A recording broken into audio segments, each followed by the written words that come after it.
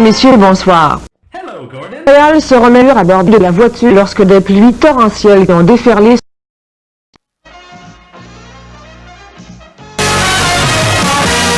Plus de 300 000 abonnés de Michel Saint-Germain. Il a perdu la vie, vraisemblablement par noyade, lorsque la voiture à bord de laquelle elle se trouvait a été privée d'électricité. Le métro. La recette du bonheur, c'est un fil.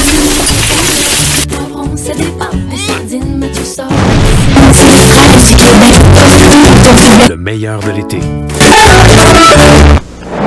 La région de Montréal a connu ses plus fortes pluies depuis le début aujourd'hui.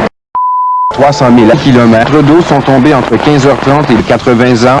Les autoroutes ceinturant Montréal ont été bloquées en raison des pompiers aux infortunés, comme ici sur la voie rapide des Caries, transformée en Spiegelman. Les pompiers ont dû quitter leur caserne pour perdre son véhicule aux infortunés automobilistes coincés entre deux eaux. Un homme de 80 ans, Ben Spiegelman, a perdu son véhicule, comme en font foi ces images tournées par des cinéastes amateurs sous l'autoroute des Laurentides. 4 lignes de métro de la métropole sont toujours paralysées à la suite d'infiltrations d'eau.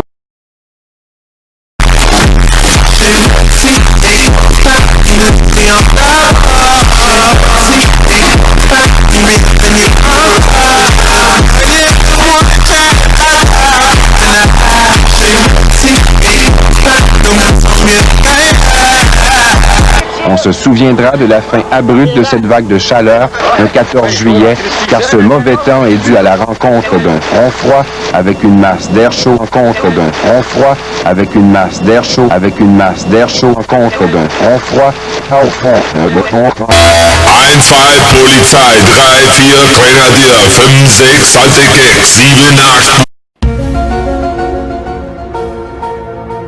Enfin, Michel Saint-Germain à Montréal. Paralysant les autoroutes. Les voitures se suivaient à la queue lulot, la queue lulot, à la queue lulot. Le vent est arrivé, là, puis à un moment donné, on voyait qu'une fumée blanche. Et puis c'était beau. Les automobiles. On voyait les arbres étaient tout penchés, les morceaux de papier volaient un peu partout. Puis nous autres, les automobiles. Ça entrait par les châssis, ça entrait par la couverture, puis ça venait par les toilettes dans le sous-sol. Là, ça montait à 3 pieds. Les automobiles. Et d'eau en haut. La plupart des tunnels ont eux aussi été inondés et littéralement transformés en lacs. Les automobiles, malgré tout, certaines personnes ont su prendre avec humour. Avec humour.